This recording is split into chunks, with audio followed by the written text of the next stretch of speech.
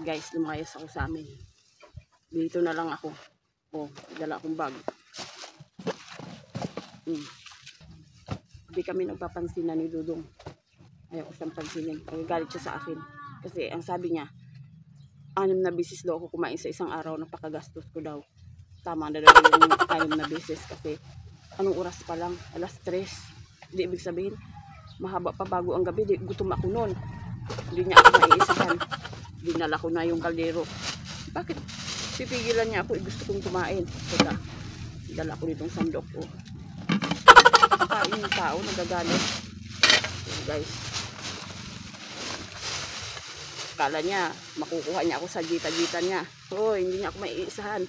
Oh, marami akong ulam. Hotdog. Kain tayo, guys. Alas 3. Alas 5 kakain pa ako. Alas 7 kakain pa ako. O 8. Balay sa buhay niya. Kain ako. Dito na lang ako matutulog. Pwede naman ako mag-tent dito eh.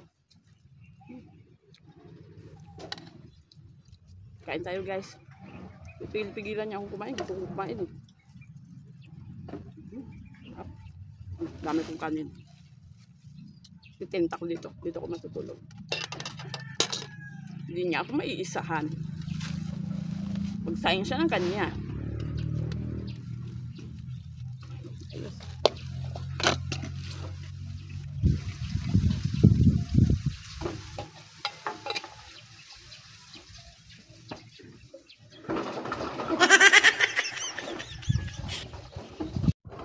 Guys, may nakita akong puno ng pakwan.